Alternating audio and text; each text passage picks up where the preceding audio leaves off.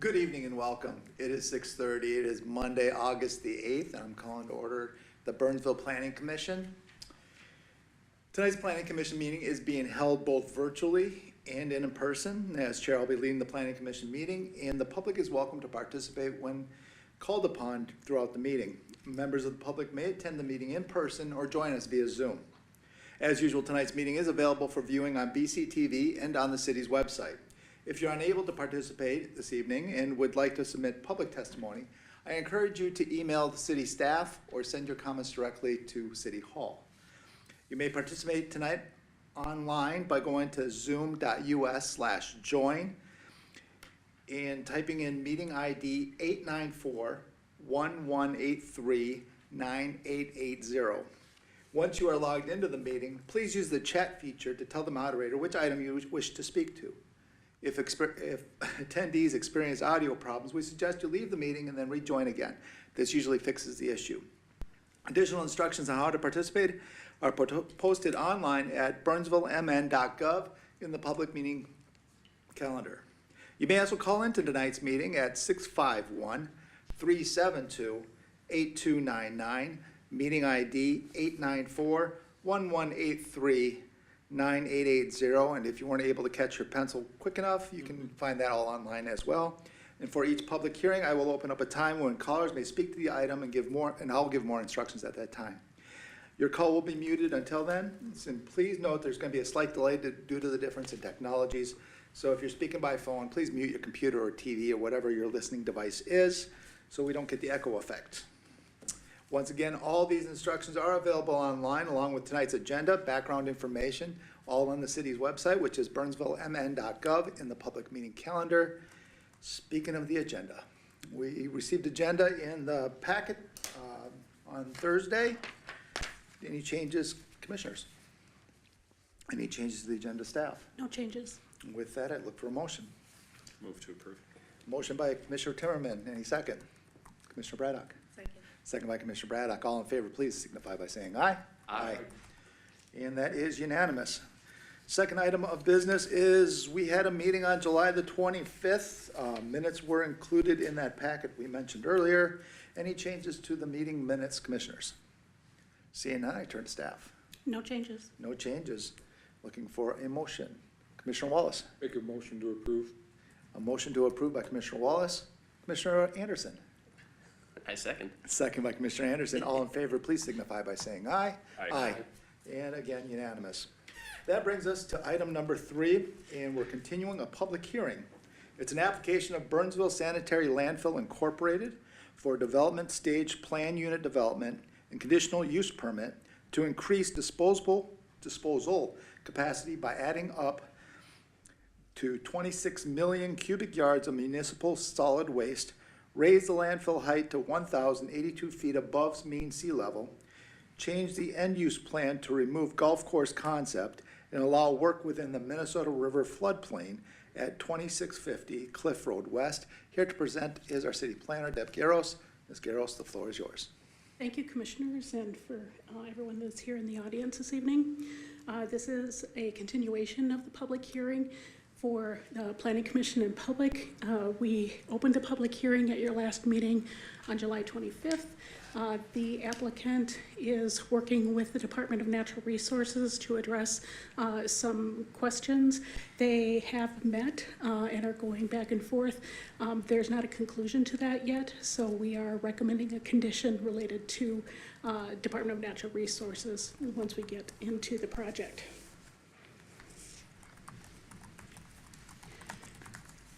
There is a wetland replacement plan. There is some information in the packet from last week's meeting, 2 weeks ago. And this is a city council action. The Parks and Natural Resources Committee has reviewed the wetland replacement plan for the application. This application is actually somewhat less in terms of impacts than the currently approved application. And that will need to go to City Council, and they will make the determination whether to approve that or not. The subject site is zoned CRD, which is our commercial recreation district. It's a business district.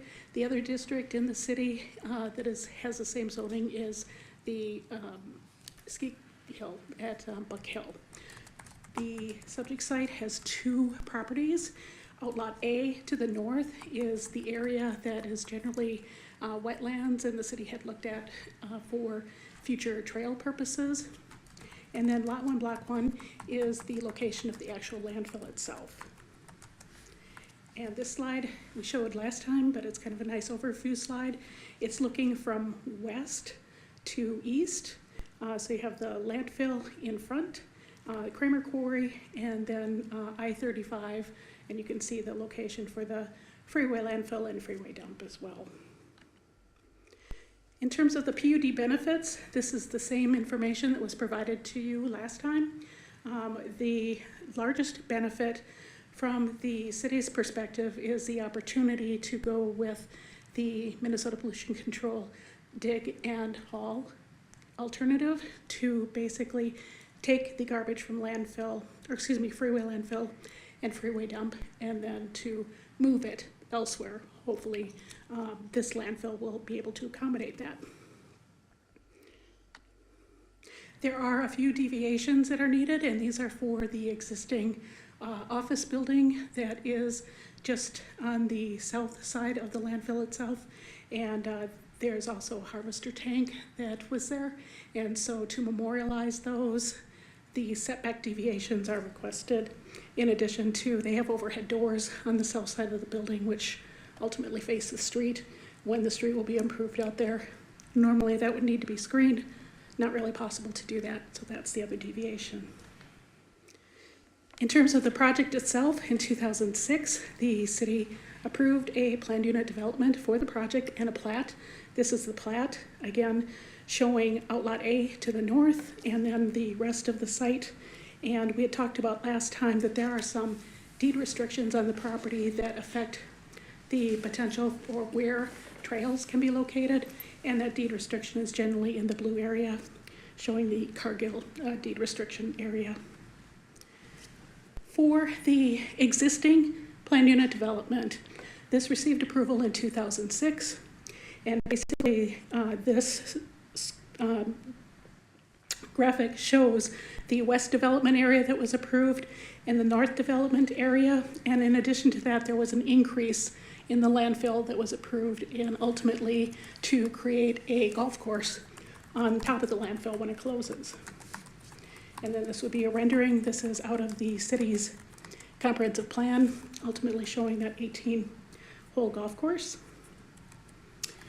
In 2018, the City Council's priority for the Minnesota River Quadrant was further identified, and they are working with and have been working with MPCA, Dakota County, and others to try to find a way to formally close the freeway landfill and dump.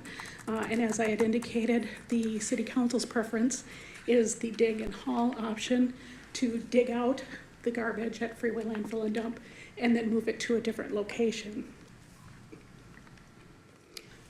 In terms of the Minnesota Pollution Control Agency, they also have an alternative that they are continuing to look at, and that option is referred to as the dig and line option.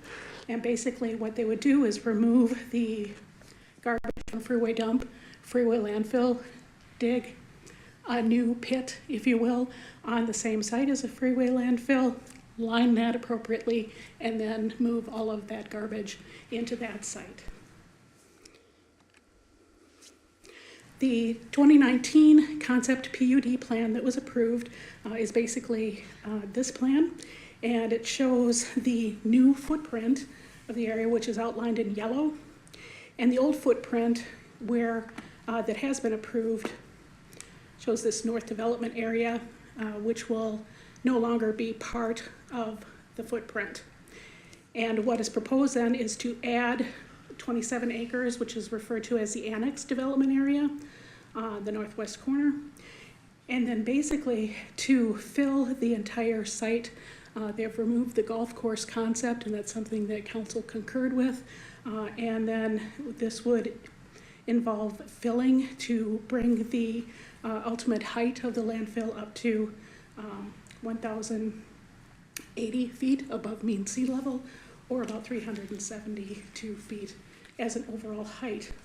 There won't be the area on top, the flat area, to put a golf course in, so that is one of the changes that is being requested. This is the approved PUD plan from 2019, and on top that gives you the schematic of what the new landfill height and elevations will be. And this was the concept plan that was approved. They removed the golf course. At this point in time, we thought that there would be the ability perhaps to do Frisbee golf or add some trails, perhaps parking lot and some amenities to the landfill. As the project has proceeded and other laws have come into effect, both federal and state, this limits even further the ability to use the landfill piece as recreation. In between 2019 and now, the applicant has gone through the state MPCA process for their environmental review. They did an earlier environmental impact statement, I believe back in 2005, and then all of the information from this new application then was put forth and gone through the environmental review process, and they called that a supplemental environmental impact statement. So that has been done and completed. And what the proposal is, again, this shows basically the existing footprint of the landfill area in white, coming around, and then in yellow. And then the proposed annex development area, and it does still include a small area of what has formerly been known as the North Development Area, NDA. One of the things that happens here, as you can see, the northernmost part of the landfill footprint will be located much further back than the existing or what was approved. It's about 700 feet further to the south with this new proposal than the previous application. In terms of, we did have a couple of questions about how municipal solid waste is allocated, and so we included this. This is from the PCA, and in this time frame, back in 2020, they did a review and found that in the Twin Cities metro area, there's going to be a need for 6 million tons of waste to be accommodated by the year 2027. So what they did is they put out this information to the public. The 4 waste companies listed on the table responded, and MPCA is looking to allocate those numbers of waste per each of those facilities. It should be known that this area that is needed, this 6 million tons, is not, this is outside of if everything possible can be done to recycle and to compost and do waste to energy. There's still the 6 million cubic, or 6 million tons that needs to be accommodated for just the Twin Cities. The proposed PUD has some differences under the current permit or current approval and the proposed development. Here we had indicated the existing height, 814 to 820, was to accommodate the golf course, and they're proposing to increase that height to elevation 1082. The landfill footprint actually will decrease in size from currently 216 acres to 204 acres. And what they're requesting is to modify the type of waste that can be accepted at the landfill and to reduce the amount of demolition construction waste and the amount of industrial waste, and then to increase the municipal solid waste. And the total capacity is shown on the bottom line. Under the current permit, 28.6 million cubic yards, and ultimately 45 million cubic yards. Probably the biggest item that has come up that is a restriction, if you will, is there are new air permit requirements. And those also include a standard where the site needs to be posted and also fenced in order to keep people away from the area of the landfill and to keep them safe. This is something that is a condition that is an issue for the city that we need to work with MPCA because they are showing parts of the fencing actually located within platted future right-of-way for the city and some of the trails. So one of our conditions is to, we need to work that out to be able to continue with the process. And this is just the northern part of the project site. I realize it's very difficult to read, but you can see on the north part here where they will be looking at stormwater ponding for the site, and then basically you just have this pyramid of trash. And then we do have the cross sections as well that were included in your packet last time.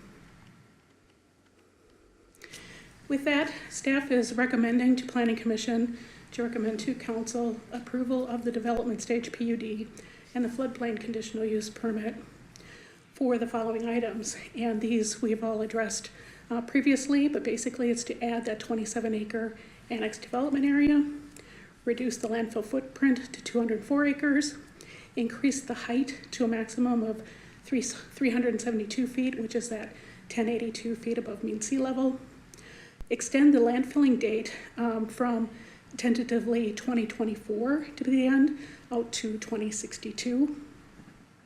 Change the final end use plan to close landfill with open space as opposed to the golf course. Also to extend an interim use permit for the dredge material site and temporary access road to allow that to remain until such time as they do grading for the flood levees, and then to have those removed at that time. Memorialize the existing shop office setbacks, and then the floodplain conditional use permit to allow work within the Minnesota River floodplain for the levee system and the other work that needs to be done. For the conditions, staff has gone through and we've met with the applicant to go through the conditions, and this is modeled on the 2006 PUD conditions and then updated to include this application, what's being requested. Basically, conditions of the previous approvals would remain in effect except as modified by this application. We have put in here allowing the interim use for the landfill operation to be terminated. Originally, the PUD was approved with landfilling as an interim use in that zoning district. The landfill will continue to stay there, so we are requesting that that then be changed to reflect the conditions and to allow the landfill as a use within the zoning district. That there be 5-year reviews of the PUD, and this is the same as has been required in the past since 1994. For the applicant and staff to meet annually to review the status of the application and progress towards the end use plan. Also, this amendment will need an amendment to the host agreement, which is a separate agreement that the City Council will review. And the applicant has been working with staff, and that will be forwarded to Council at their next meeting. Waste then would not be allowed to be put into that annex development area until the PUD agreement and host agreement are completed and recorded. That they will be able to use a performance bond for the surety for the end use plan. This is allowing, also we're adding a condition allowing the temporary buildings and uses related to the landfill operations. They are approved as part of the PUD, but then also there is a removal timeline put in with this condition. We're identifying the maximum height of the landfill, 372 feet, or that elevation 1082. Maximum landfill footprint, 204 acres. Again, that the shop, office building, and harvester tank are permitted. Then at a future date, 124th Street West, which is really the continuation of Cliff Road to the south part of the landfill. When that needs to be constructed, the parking lot adjacent to the existing office will need to be modified because part of that does encroach within that, and that will need to be modified to meet the current setback at the time. There are some floodplain related conditions. Number one, they will need to make application for their conditional letter of map revision, and then ultimately, when everything is constructed, their letter of map revision, and this is something that they did receive approval and had started doing based on their 2002 approval, but the flood levies are going to change, so then that needs to be modified. A standard requirement for floodplain is that all buildings, future streets, utilities, etc., be elevated to meet the city's flood ordinance. Number 15 is that the interim use permit, this was approved in 2014 for the dredge material site, be extended to occur so they don't have to remediate that or restore that until they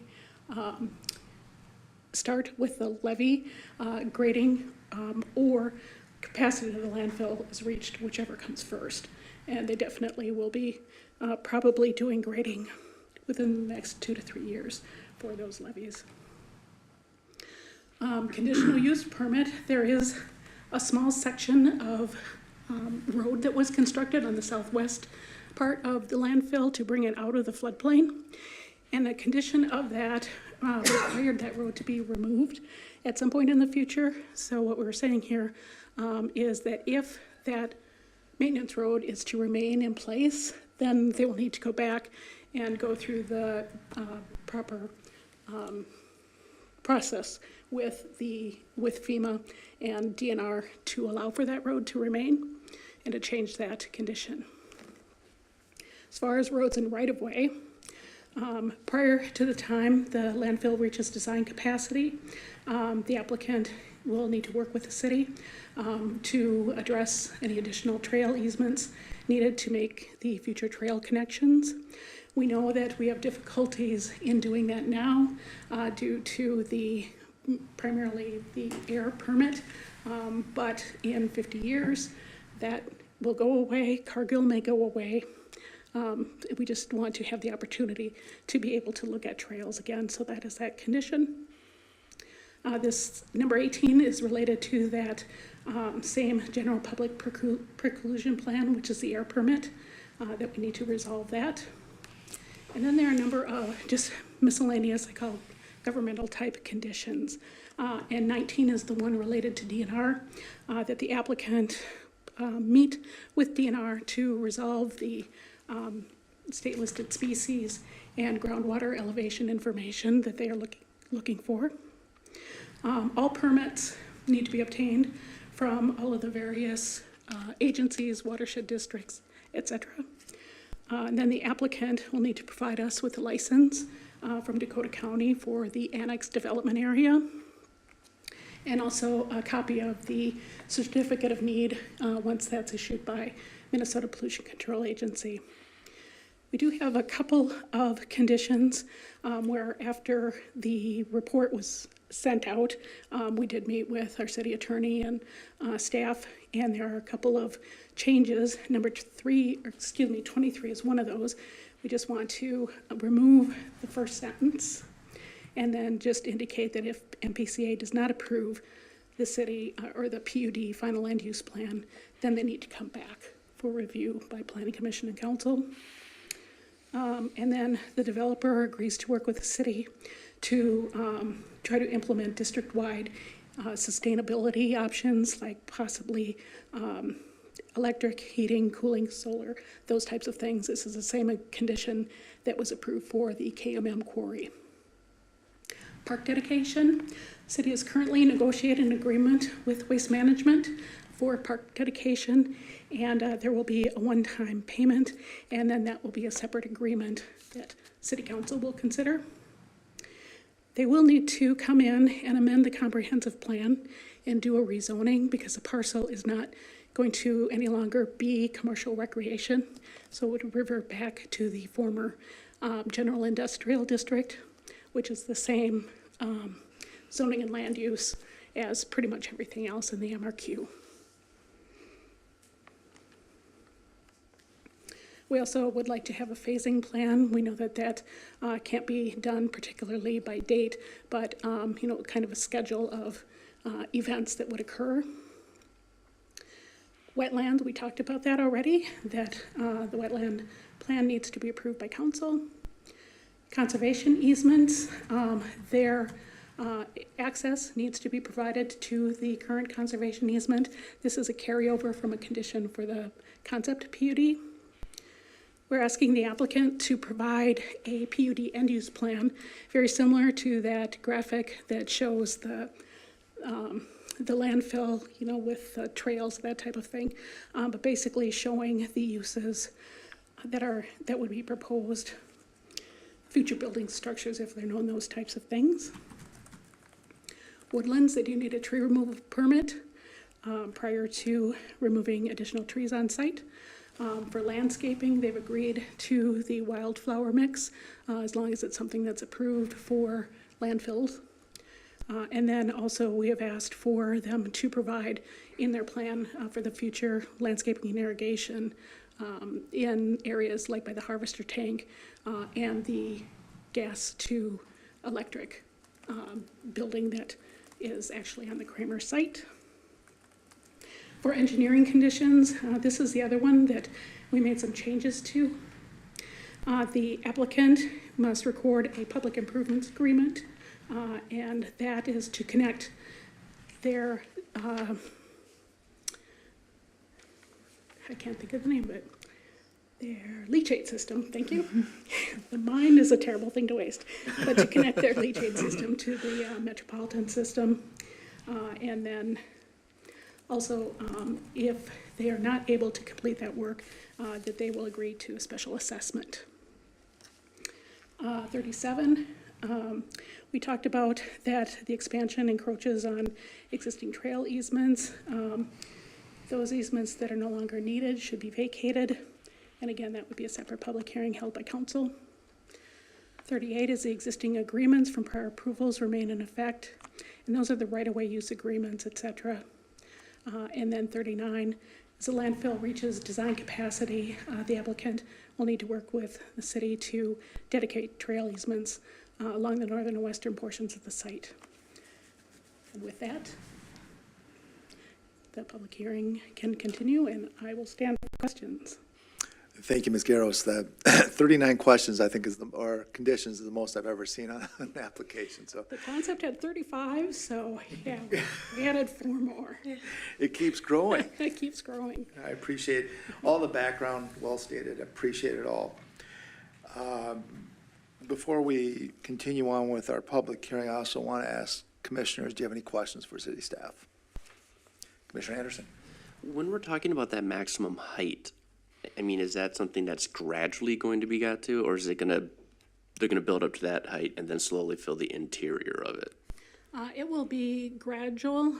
They have, the MPCA has not approved all, 26 million cubic yards at this time. They've allocated a certain amount, and then it will be filled kind of on that basis. I think the applicant can address a little bit about how that will occur, if you want to know more about that. Okay, and then you mentioned as far as cover for it, it's like just wildflowers and things like that, but no longer the idea that people can, any kind of a trail system on it, like you mentioned frisbee golf or things like that, people are going to be totally barred from that whole area, it looks like, with those security fences. Yep. That is the air permit, which is really the, kind of the thing that threw a wrench into the what we would like to see out there. The landfill, once it stops taking material, they will have their permanent cover. They also add cover every day over the garbage that's moved in to help reduce odors and those types of things. But ultimately, there will be vegetative cap material on it. It's probably going to be too steep to meet any standards for public trails for us to put in. There are a number of things, if you remember the Lake Marion Trail over by, I should know the name of that development. Rose Bluff? Yes, thank you, Jan, over by Rose Bluff. But they had to do all of those switchbacks because you have to meet, Americans with disabilities and other things. So it's just really going to be too steep, most likely, to be able to do something. However, that is why we have the condition also that at that time that they do come in and we take a look at those, maybe those standards will have changed. Maybe they'll have hovercraft. Who knows what'll happen It's gotta be coming. in 50 years, exactly, yes. So we do have an option to be able to reopen and take a look at that with the applicant. And just out of curiosity too, when was this site first opened? I believe it dates back to the 1960s? 63, 64. So kind of like the earlier time of Burnsville's development and things Yep, like that. definitely. This land and the land of Kramer Quarry, they were all initially owned in common. And this landfill was actually started under it wasn't KMM, it's the folks before them that did this. But yeah, this dates back quite far. And just out of curiosity, are there other landfills that have been opened anywhere in the region recently? Or is that just as few as there are, they just keep trying to pile it in, I guess? No new ones. I can turn that over to MPCA. We do have someone here from MPCA that can address those, but yeah, no new ones. And generally, they close, and new ones trying to open, it's very difficult. Okay, but it sounds like instead of closing, we're trying to expand, so, okay. Yes, this proposal is to expand, to take waste basically from the other sites and then also make it economically feasible for the applicant to do that. Okay, That's correct. thank you. Any other questions for staff? Commissioner Timmerman? Ms. Garros, thank you. So, just for some clarifications, the conditions that are outlined in the presentation tonight have some redlining in them, and they seem different than what we had in our packet. And you might have said this in your presentation. Maybe I missed it because I didn't notice it until I actually saw the redlining. I'm curious about a few of those. Can we go forward to, of course, I just lost my notes. Can we go forward to number 35? Yes. Which is now 36, it looks like. So initially, it looked like this was a bond. I'm curious where the $1 million limitation came from. I mean, $1 million is a lot of money, but I think that when I see a nice even number as an auditor, I think it's pretty arbitrary. So where does the $1 million come from? And if the costs exceed that $1 million, who's paying for it? Certainly, I'll defer that to our city engineer, Jen Desard. Yeah, so the costs that we had estimated for rehabbing that lift station were around $750,000.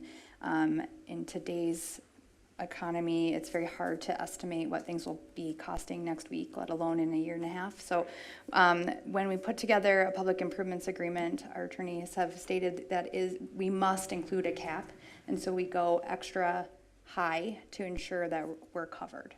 So the $1 million is exceeding what we think the actual cost will be. They would be assessed only what the actual costs are, and we can't go above the $1 million. Okay. Can we make it more than that? Cap of $1 million. You think about inflation.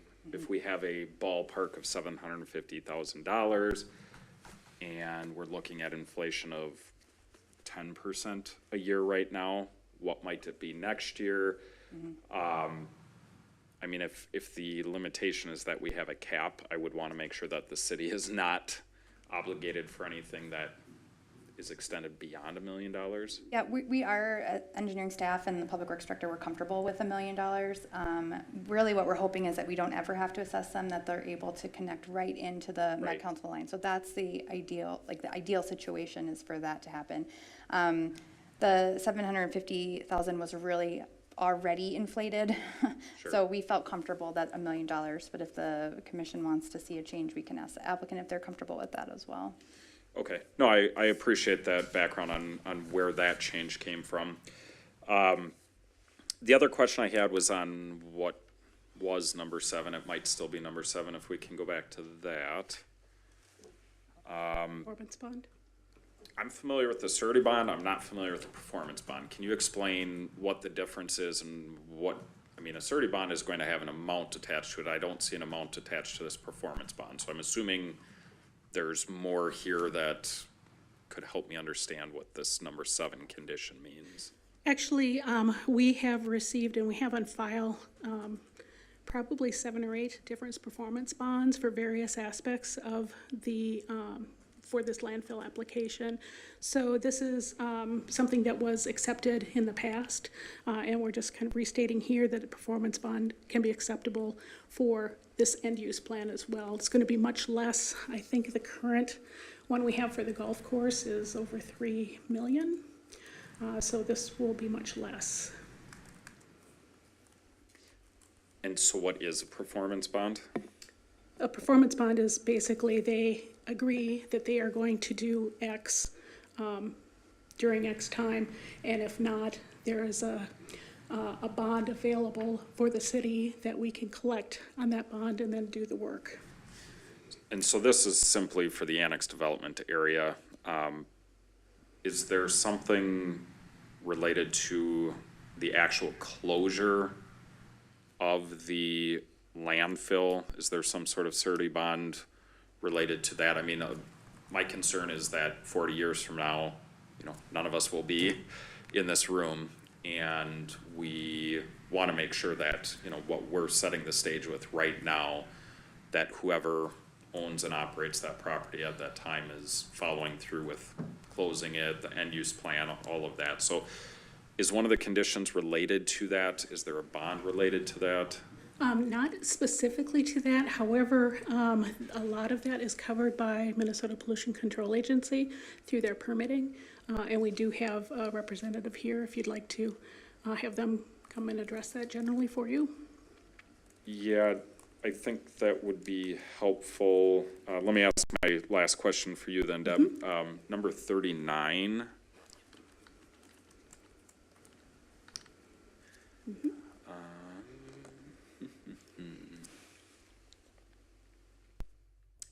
Do we have a targeted date for this? No, because we know that this, they anticipate that this will take them through 2062, but it's all relative to how much garbage is coming to the site, how much recycling, those types of things. So rather than a specific date, we included the design capacity, and that's also consistent with what the city attorney is recommending for the various host agreement and different other agreements that we have for the right-of-way, et cetera. Okay, thanks. Yes. All right, before we bring up the MPCA or anybody, I want to continue with the questioning. Any other questions? Sure, I can ask. Commissioner Braddock. With regard to the dig and haul preferred method, we are talking about taking the freeway dump and freeway landfill waste and digging and hauling it to Burnsville Sanitary Landfill, correct? Burnsville Sanitary Landfill, we want to make sure that it can be accommodated there. Got it, okay. But it can also be taken and to another waste facility outside of the city as well. That was gonna be my question. Yes. Thank you. With mine, unless anybody else has a question, Commissioner Wallace. Oh, yeah, Ms. Scaros, you did mention on how the end-use date is expected to be 2062. However, then there was also mentioned that there would be a 5-year review every 5 years. Can you give a little more detail around that review process? And Certainly. What we have done in the past and what we propose to continue to do is to have at least 5-year reviews where the city is able to meet with the applicant to discuss where they're at in terms of the filling, proposed end date, those types of things. We have done that in the past, and that's worked very well. In addition to that, because this area is also in the Minnesota River Quadrant, and we have the mine next door and those types of things, staff also will be meeting with the applicant at least on an annual basis. In reality, we actually meet with them much more, but again, these conditions were brought forth from the 2006 planned unit development. Then in that 5-year review period, if laws change or different agencies get involved, things can change with the PUD at that point as well? It's not necessarily that the PUD would be opened up again in those 5-year reviews. It's a matter of working with the city council. A lot of that ties to kind of the host agreement and where the various funds are going and being allocated. So in addition to that, we have talked to the applicant about how to address various changes, and as part of the comprehensive plan update process, which we have to do every 10 years, we will be specifically talking with KMM, with Burnsville Sanitary Landfill, and the other major property owners. For instance, will there really be a need to continue that east-west road all the way to the Savage City border, the one that's platted on the south side? Is there a need to actually construct that? What is the type of construction, the width of the road, those types of things? Those things then can be discussed as part of the comprehensive plan update, so we will be doing that as well. In terms of changes, I would anticipate that you would see some changes to the PUD.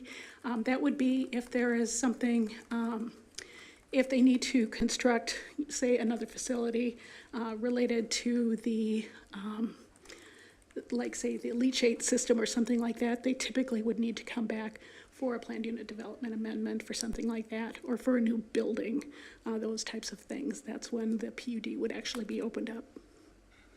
And then the last question around that then as well is, the height. It's talked about on how it'll be 372 feet. Yes. It'll require, the FAA lighting, at least at this point, and that's obviously down the road, 40 years from now. Can that height be changed at any point between now and that time? If they wanted to change that height, then they would need to come in for a planned unit development amendment to the application. Only if it went higher, not lower, though? Higher. Okay. Or if they wanted to change the footprint, the kind of the specifics of what the application is, if they want to make changes to that, that would prompt opening up the planned unit development for an amendment. Okay. Thank you. Yes. Commissioner Anderson. I just want to make sure I got some clarification. So it's 372 feet above what the max is right now? No, 372 feet is the total height. What's the difference between the max now and what that will be? I think it's around 260 or so feet. And are we at the max of what it's set right now? No. No, we're not. There is yet some area that can be filled. It's close, but it's not at that specific elevation yet. Okay, and this is, the talk of this is to extend the life of the landfill until 2062. What's it currently have for, I guess, an end date right now? At the time that the 2006 PUD was reviewed and approved, they thought that the landfilling would be close to being done around 2024. So if they got to that and nothing was approved, they basically have to stop? Yes. Okay. Okay. And, okay. Commissioner Timmerman.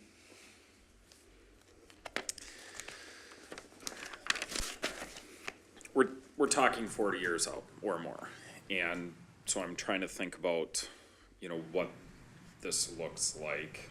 When we looked at this a couple years ago, we were looking at the potential for,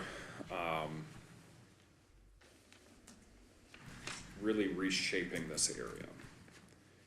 And part of that was the closure of the quarry, which would turn into a beautiful lake the size of Crystal Lake.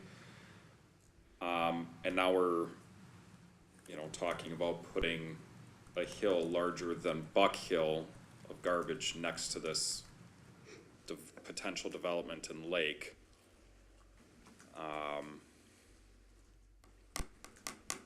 And I'm wondering how much people want to live near that. And I'm wondering how much actual development potential there will be 40 years from now. I'm also, well, I'll save some more of my comments for later, but the question I have is a big piece of this,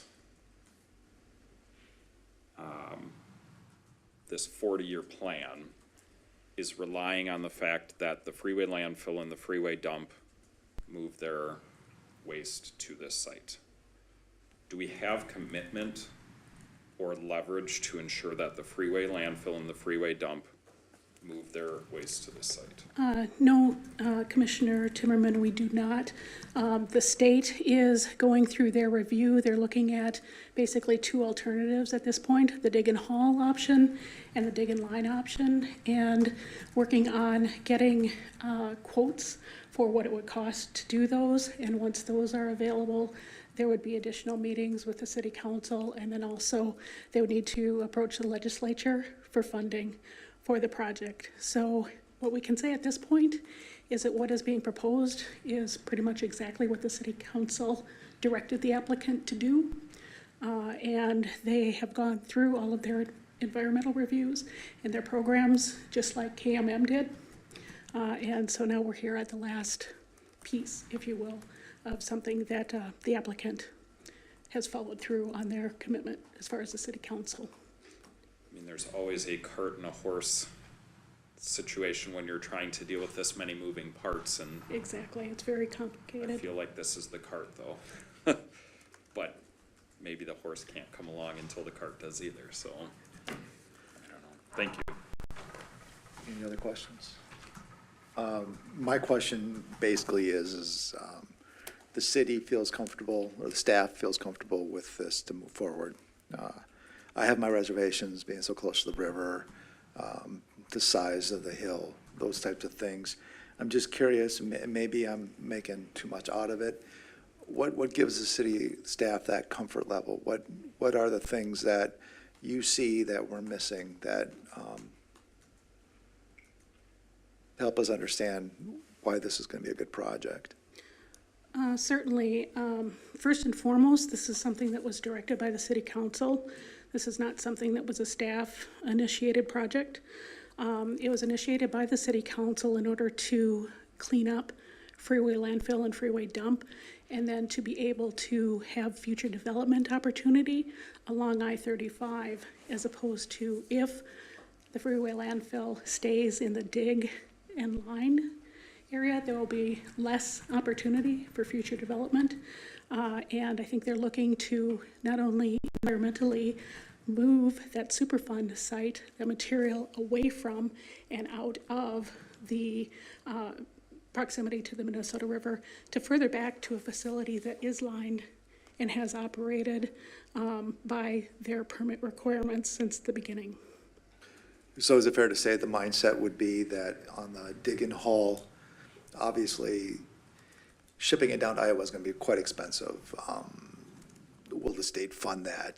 Who knows? Would they fund going 2 miles to the east, or west rather? Is that the mindset behind that? Thinking if we're going to do the dig and haul thing, it's most likely going to happen somewhere closer? Is that why? I mean, you can't read the city council, but is that sort of the mindset you see as well?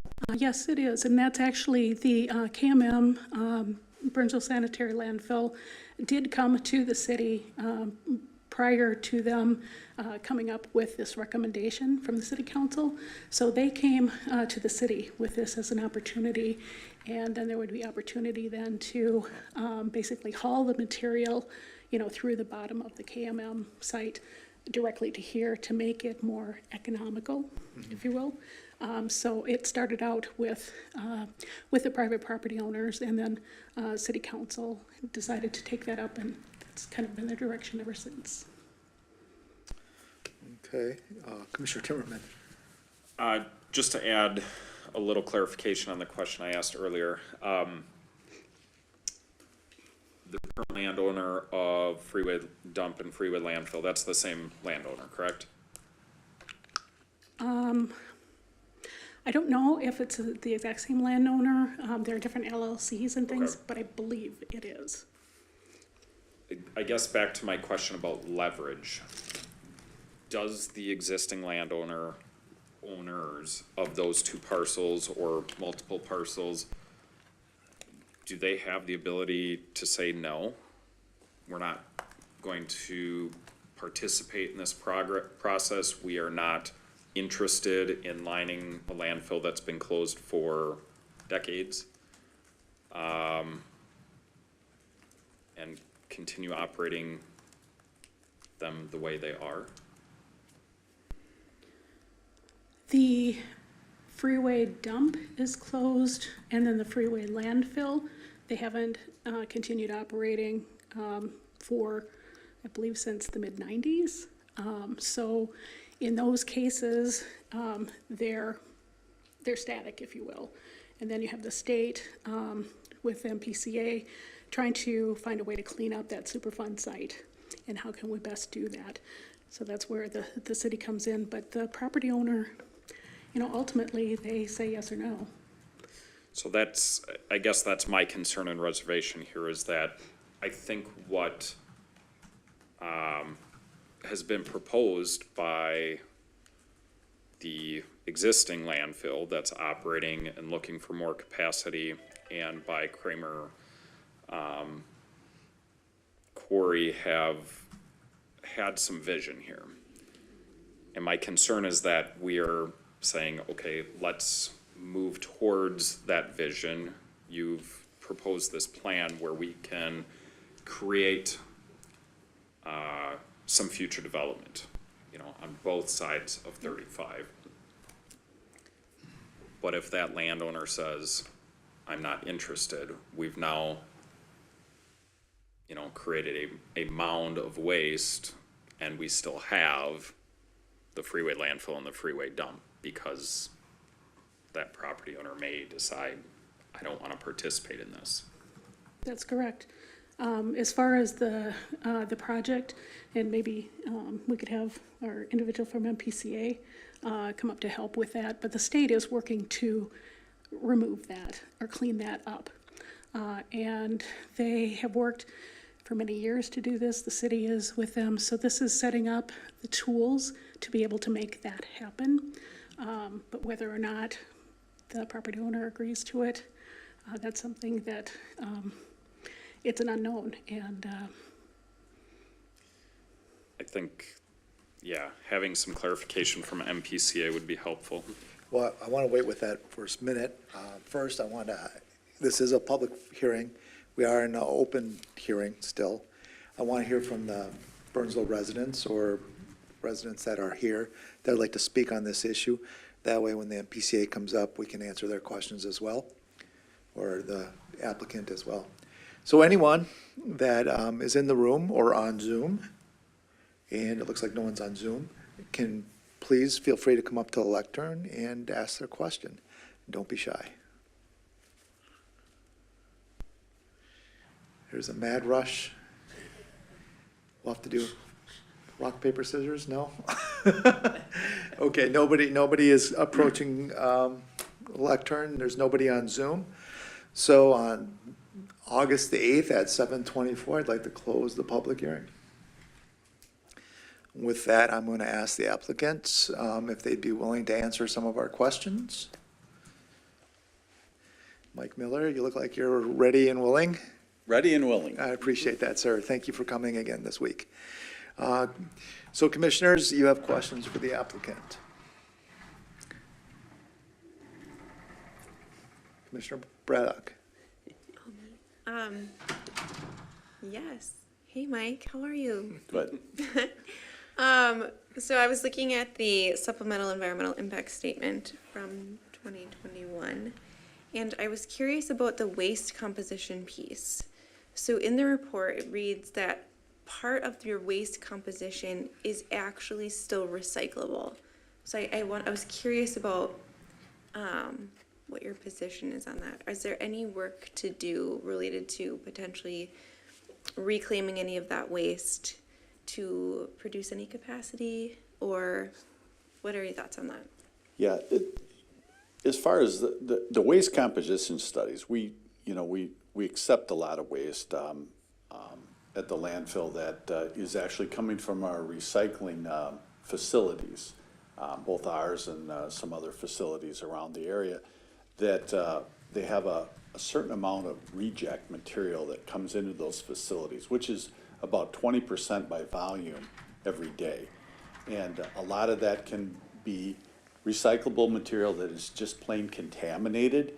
It wasn't source separated very good, or whoever was doing the disposal of it didn't treat it very well, or didn't properly sort it. So it got contaminated or damaged, and when it was unable to be recycled. So when we do a waste composition study at the landfill, they're basically taking all the pieces and identifying every single piece. And so you could have a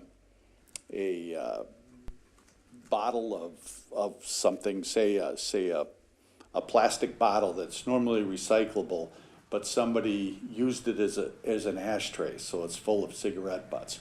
Well, yes, it is recyclable, but to be able to clean that out and recycle it isn't practical. But that's the waste composition study just kind of looks at that in mass and says, well, we did take in some recyclable material, but unfortunately it wasn't processed right. So I guess the answer to that question is better consumer education on how to properly manage all the waste at curbside. Thank you. Any other questions for the applicant? Commissioner Timmerman?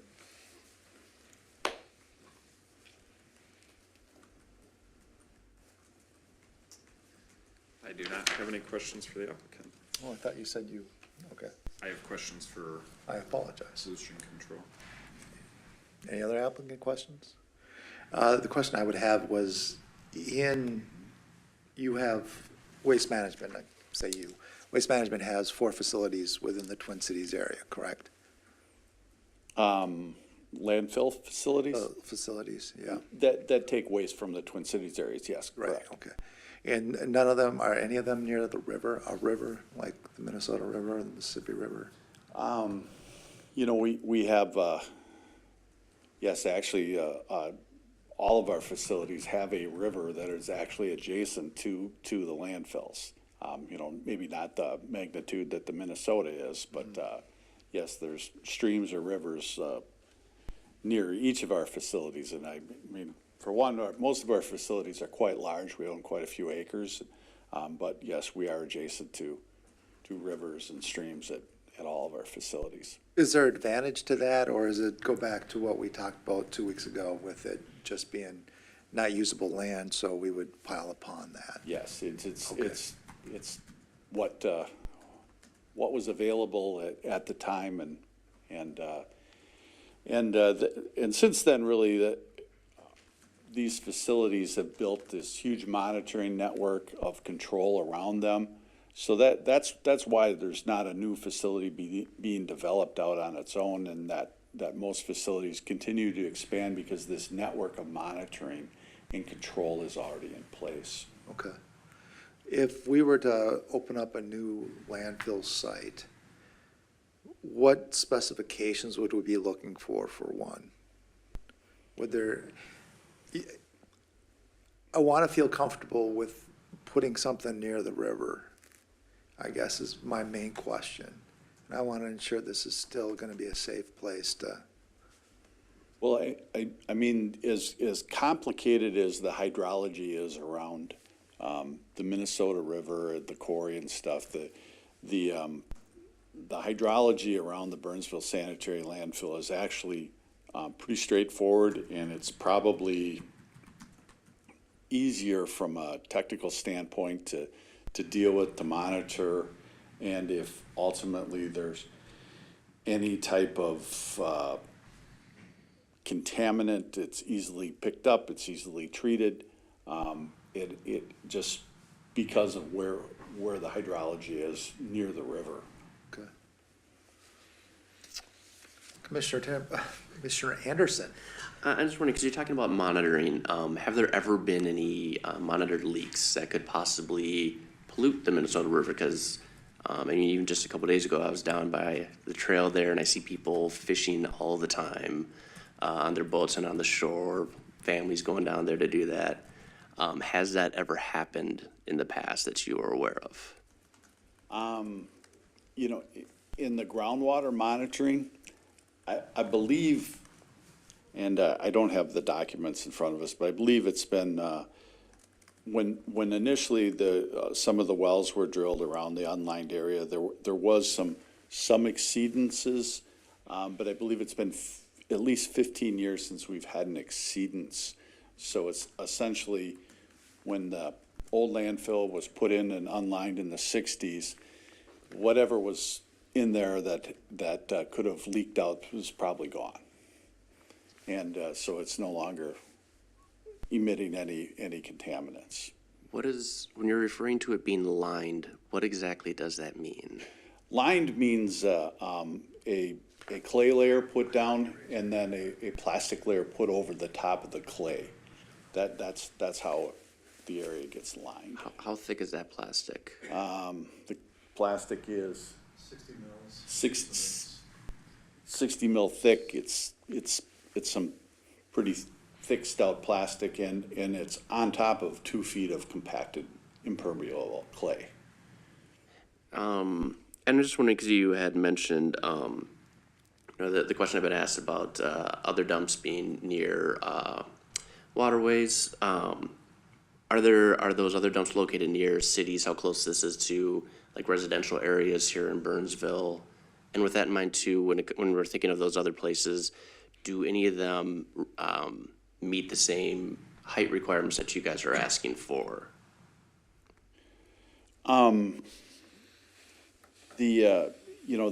We do have neighbors. We do have neighbors at all of our facilities. Some of them are more rural than what we are. The Burnsville Sanitary landfill is large because of where it's at and the available waste flow that's in the metro. Some of our other facilities aren't nearly as large just because they don't have the area that are contributing to them is not as populous as the Burnsville landfill is. Other question was, are they as high? No. Yeah. No. Okay. So this is the exception one then, I guess. Well, I think that, the potential is there for the other ones to get there. One thing about being in the metro is, space is valuable. And, just like Ms. Garros was speaking about the potential redevelopment of Freeway is a very valuable asset to the city to redevelop that in a relatively small area. So just like, you build apartments and buildings taller because the land is scarce in the city. Okay, thank you. Any other questions for the applicant? Commissioner Timmerman. Mr. Miller, thank you, and I appreciate you coming back again, and coming back again, and coming back again. You're always a wealth of information and help for us.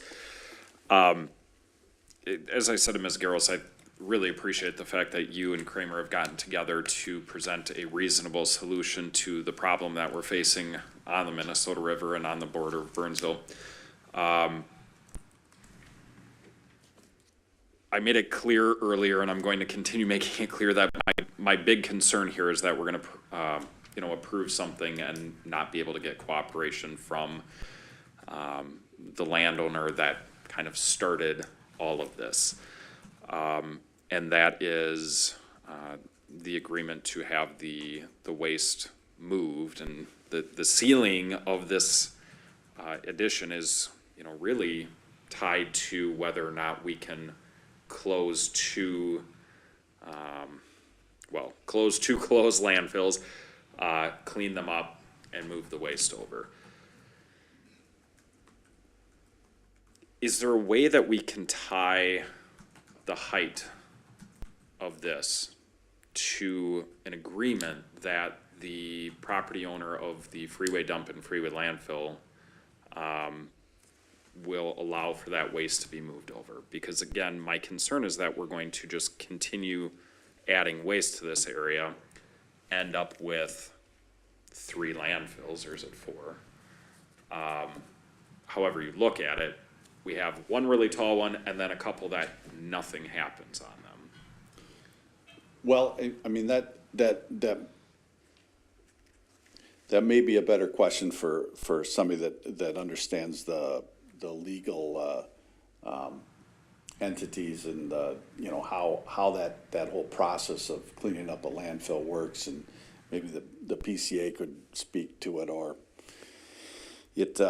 that's not my forte. I can tell you that as Ms. Garros mentioned, that we have a variety of permits and actions that we go through for the development of this landfill. And she mentioned that in our permit that is on notice right now, I believe the number is 10 million cubic yards. What this permit cycle? 13 million, which is about a 15-year permit cycle, which did include capacity to take in the freeway landfill. Now, as we go through these permit cycles to take waste, we have to, we submit an application to the state. The state opens it up for a public comment period, has a public hearing like we're going to have, I believe, Wednesday evening downstairs here in this building with the PCA for the public to comment on. And then ultimately the PCA would issue us another permit for a certain fill sequence. Along with that, we're required to apply for certificate of need to be able to continue filling this, which includes an application process, a public meeting process, a public hearing, and then ultimately the MPCA can award various amounts of fill and control this. So with an approval in this, the approval of what we're looking for tonight and ultimately from the city council, that doesn't automatically trigger us to be able to build this full thing out. We'd be going through every 10 years we have to get a new set of permits from the PCA. So we're looking at least 4 more permit cycles to go through for that.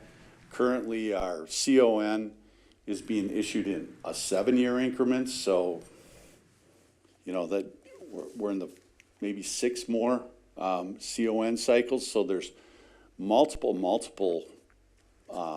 public inputs, hearings, and licensing, permitting that we have to go through before we'd be able to cap this thing off at that ultimate height. And I would hope that during that whole process that, we could incorporate a freeway dig and haul into one of those, if not this cycle. Great, thank you. Any other questions? Commissioner Braddock? Just for clarification, so the 7.2 million cubic yards you have of current permit capacity for industrial waste, you want entirely converted to municipal waste Correct. capacity? Okay, Correct. thank you. Mr. Miller, I really appreciate you coming up there and taking the shots from the commission. Really, thank you. I know it's a difficult situation, so we appreciate your patience and answering our questions thoroughly. Thank you. Thank you. I would like to call up the representative from MPCA. Can you help us out with your name, please? Sure. My name is Cliff, C-L-I-F-F. Last name Shirk, S-H-I-E-R-K. I live at 825 Randolph Avenue, St. Paul, Minnesota, 55102. Okay, thank And you. I am a engineer in the solid waste permitting unit, so I will not be able to address a lot of the closed landfill questions regarding freeway. But I can take any of the questions regarding the permit. I think there were two. Commissioner Anderson, you asked about when the last time a landfill was built. It was early 90s, I think it was 1992.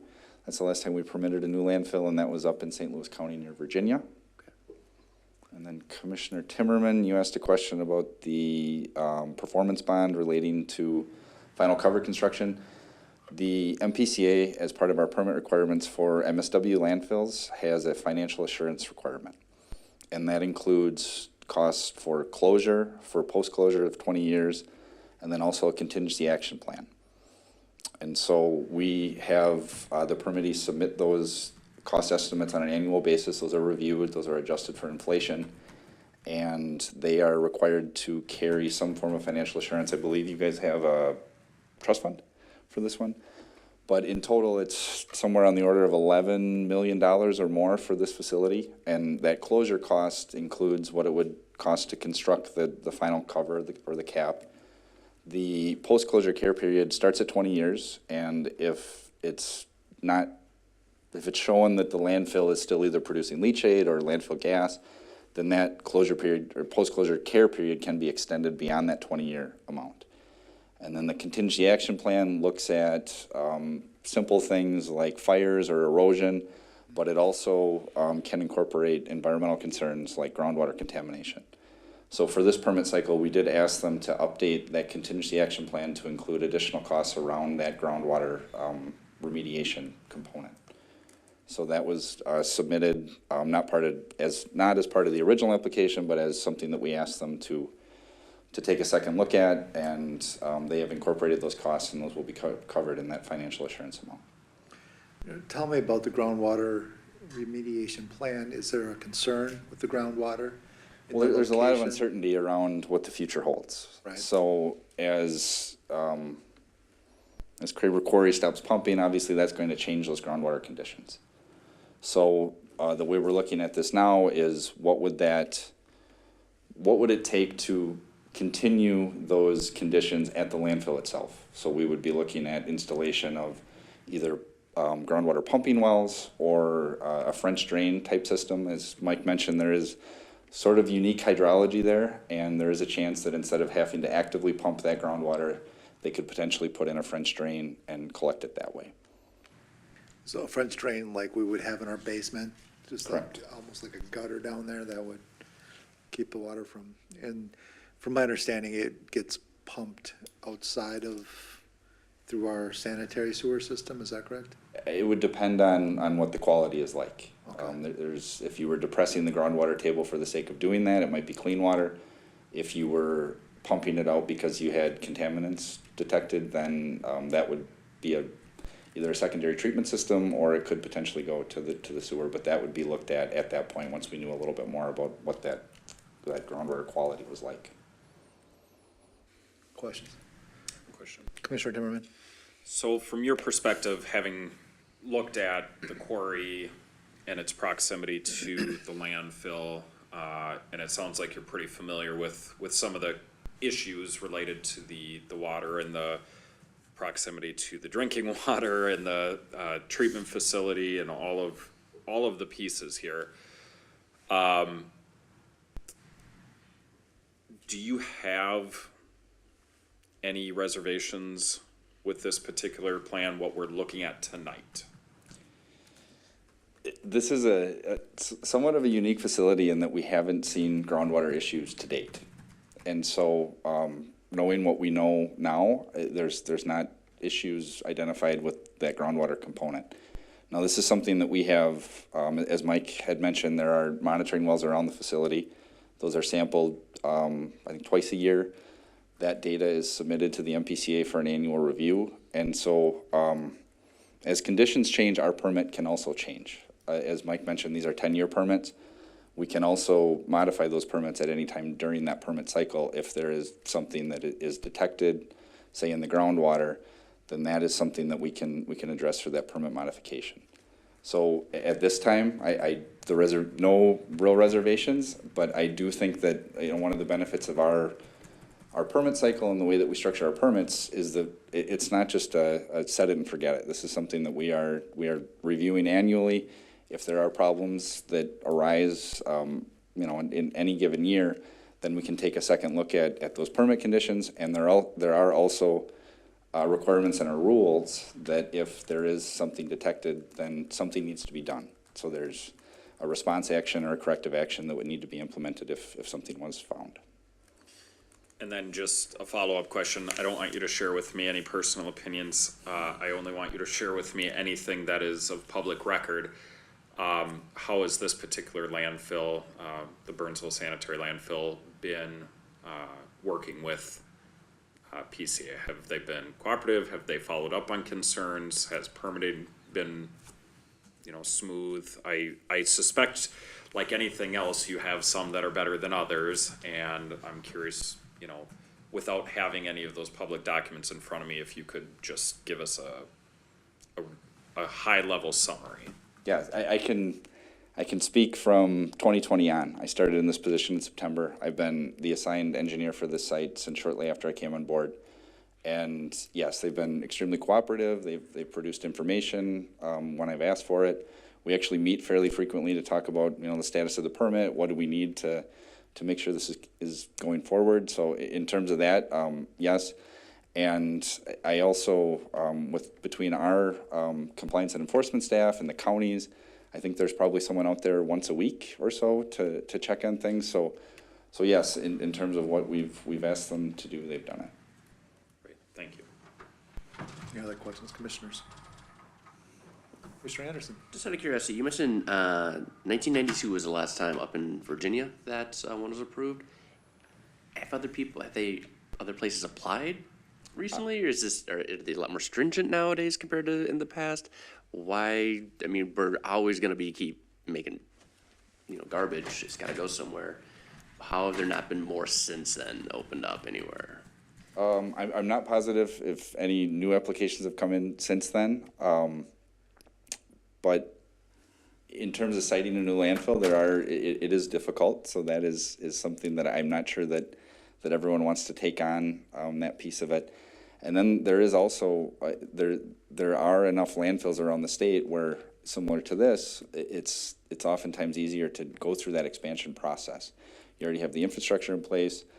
So, yeah, I don't know why exactly we haven't seen a lot of new applications, and I'm not positive that we haven't, but yeah, since I've started in this position, most of the new applications that come in are for expansions of existing landfills. Okay, thank you. Any other questions, commissioners?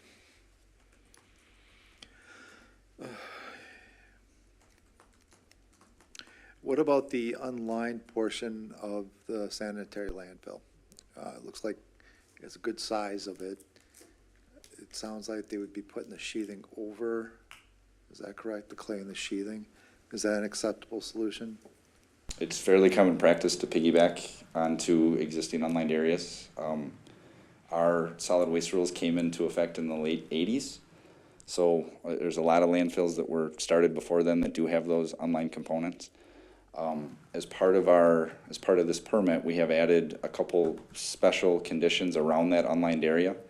Within the first year, they have to submit a work plan for our approval to look more at that unlined area. So either using existing data or maybe collecting new data, but just to get a better sense of if conditions change in the future, what would that mean for that unlined area?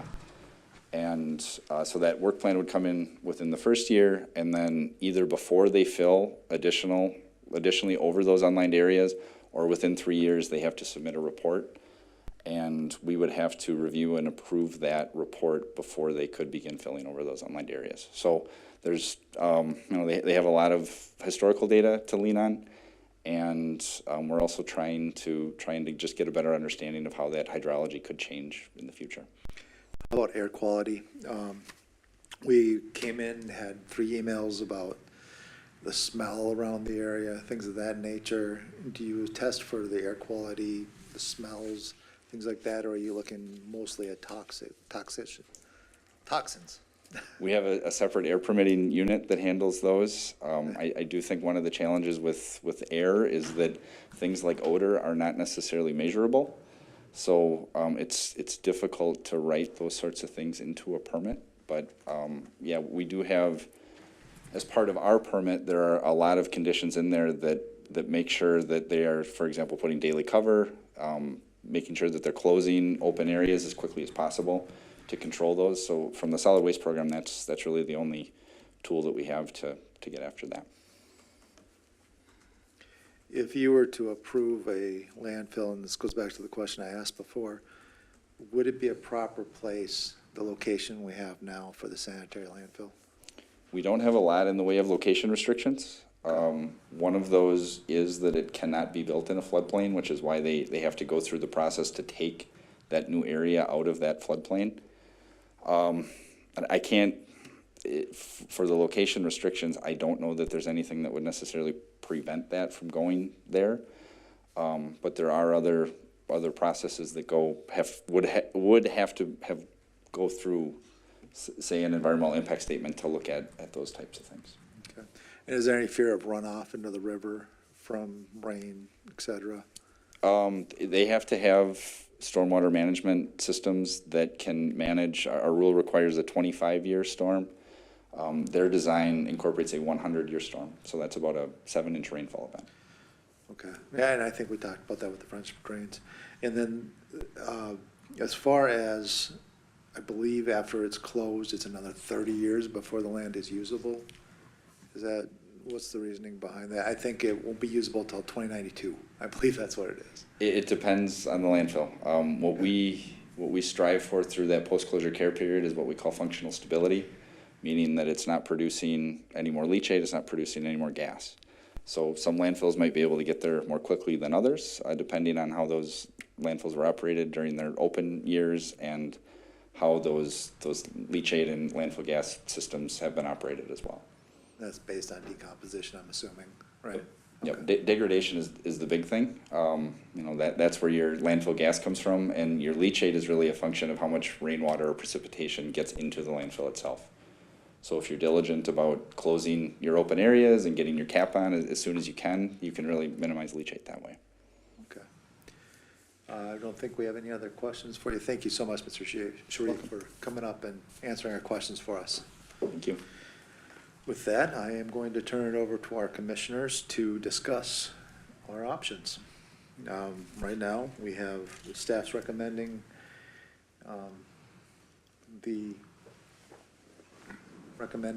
that we recommend to City Council use of the landfill. And then Commissioner Wallace. I'd just like to make a statement. Obviously, this is a necessary evil. Trash comes out, right?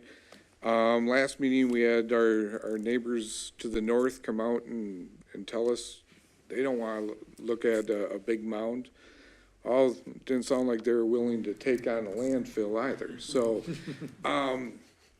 this landfill's been there for 60 years. And Mr. Miller, I'd like to just commend you and your team. You guys have been good stewards to the site. It seems like you're following all the laws and regulations that are put into place and jumping through all the hoops and red tape that you need to. This is kind of the last, ditch effort to move this on to get this expansion. But you're also in support of, getting rid of the freeway dump as well, and landfill, excuse me. And so with that being said, I thank you for, being here and, just being open to questions and everything else.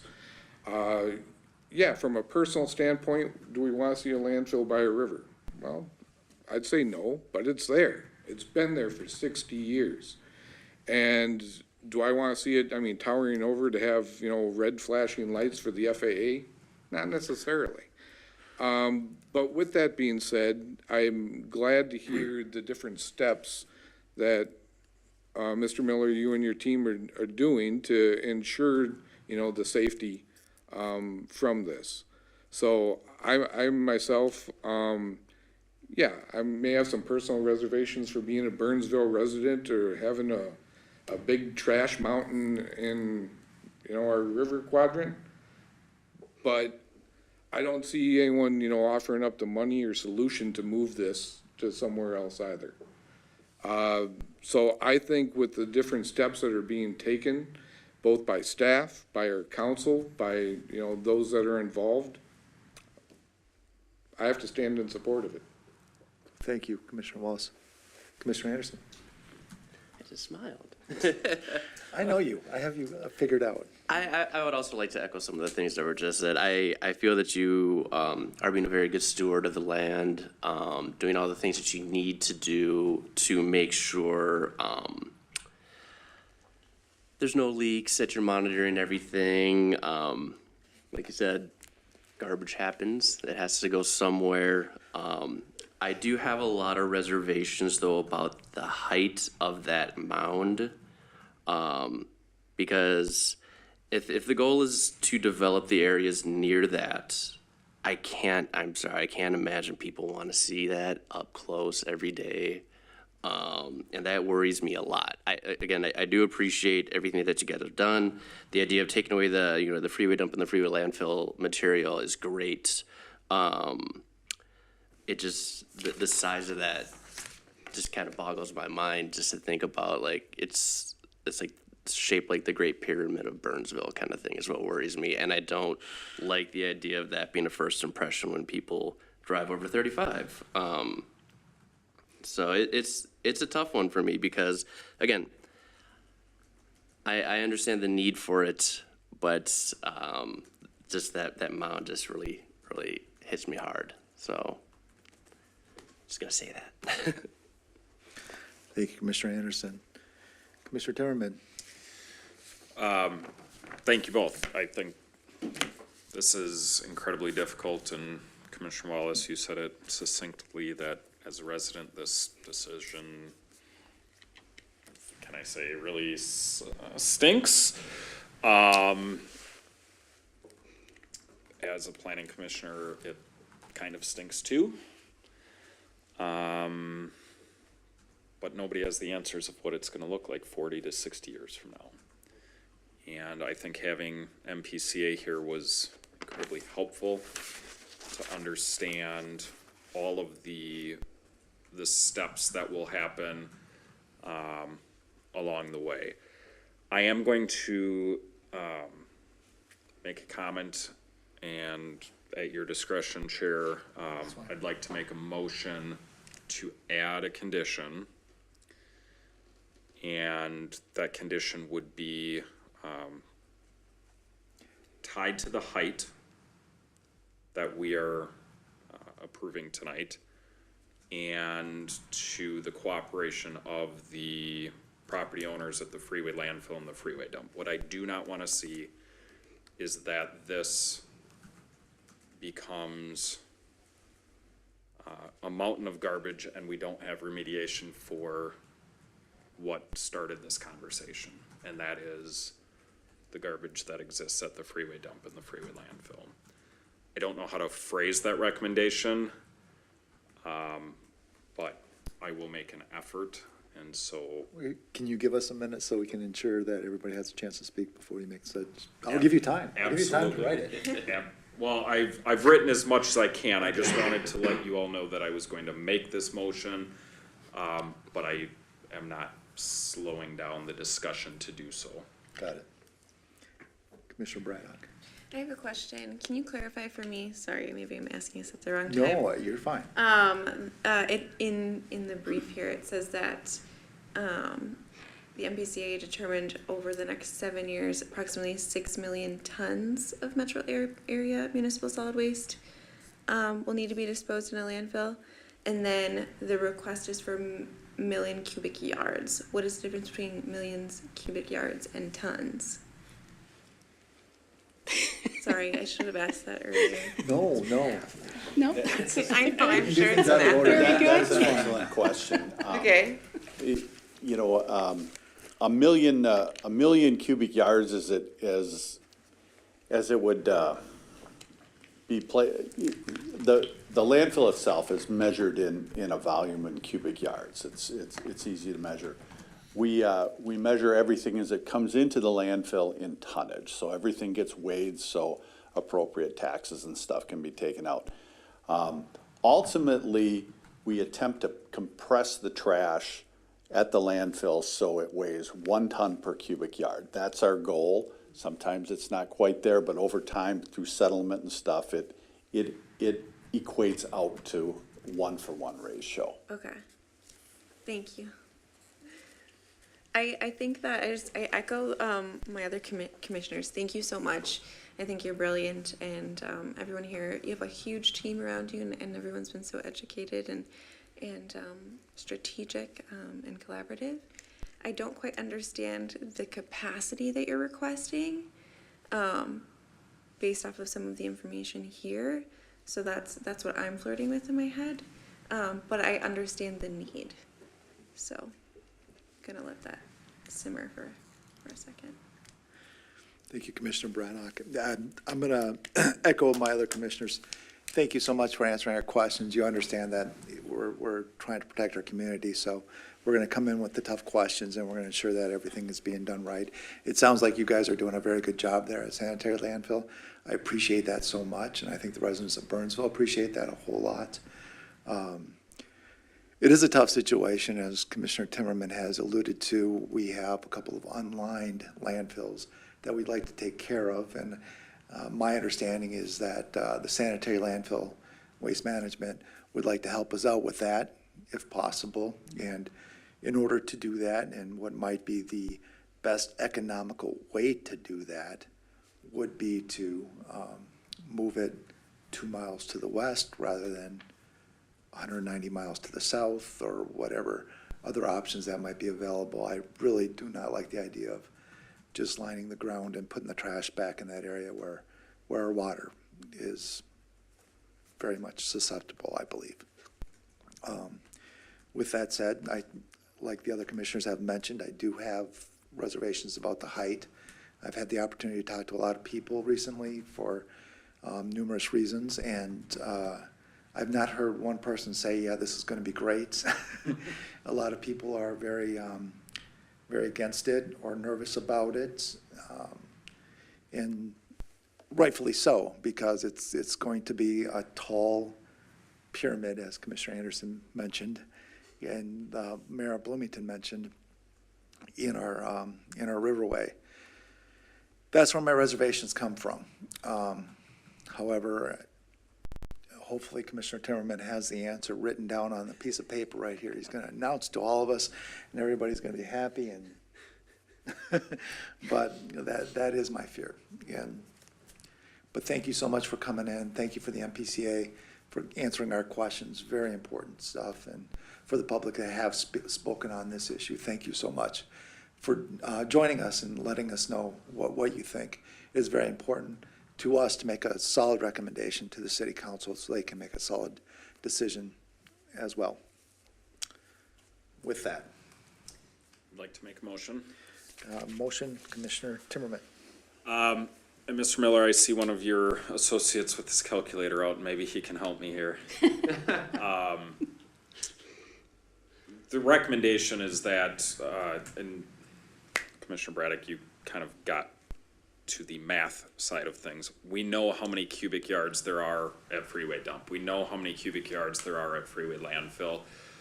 What I don't know is how that math plays out into the cubic yards and the height that we're talking about here.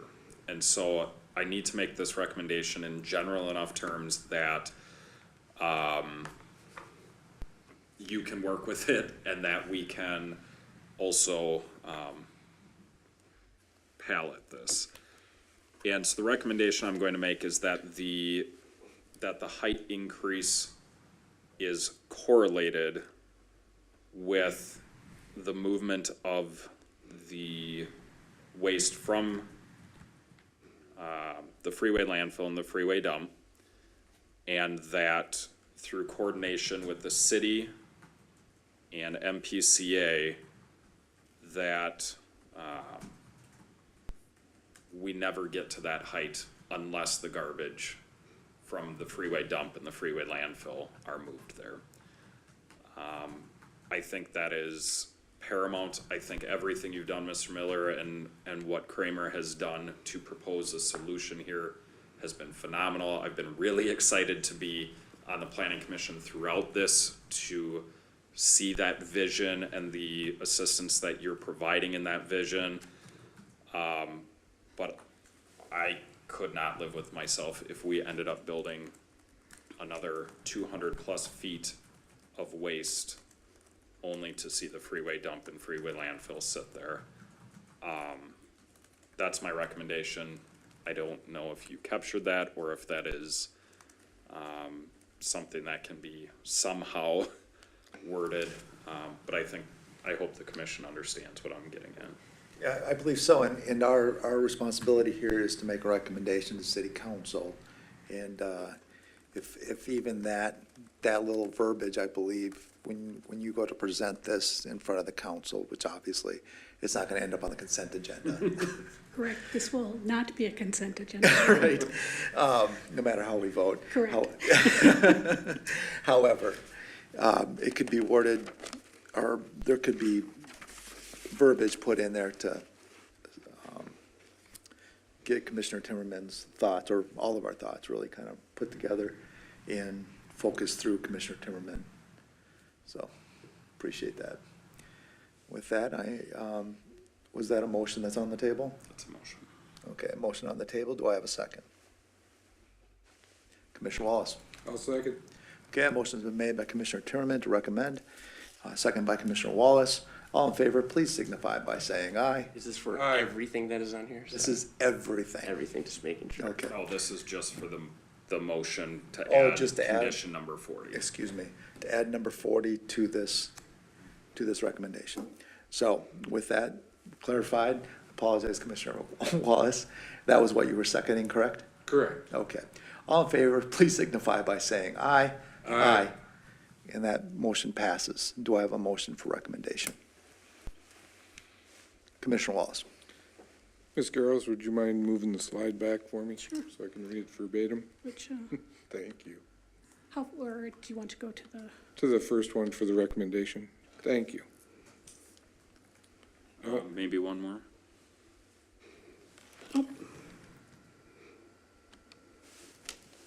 Thank you. The Planning Commission would like to recommend to City Council approval of the Development Stage PUD and Floodplain CUP for the following, well, now 40 conditions. Second. Okay, a motion's been made by Commissioner Wallace, seconded by Commissioner Timmerman. All in favor, please signify by saying aye. Aye. Anyone opposed? Nay. And that passes 3-2, and that will end up on the city council's agenda, I believe, next Tuesday, correct? yes. The 16th, August 16th, 5:30 PM. That's At correct. City Council Chambers. Again, thank you so much for all your input and information. This is a very important subject matter, so. With that, we'll move on to the next item on our agenda, and that is updates. Any updates, commissioners? Any updates, staff? So your next planning commission meeting will be on August 22nd at 6:30 PM. And right now we're foreseeing at least one public hearing on that meeting agenda. Good deal. That's all I have. And that brings us to Commissioner Wallace's favorite part of the evening. Commissioner Wallace, Yes, I'd like to make a motion to adjourn, please. motion's been made to adjourn. Commissioner Anderson, I'll second that. second by Commissioner Anderson. All in favor, please signify by saying aye. Aye. And that passes. Thank you for joining us tonight. Have a great night.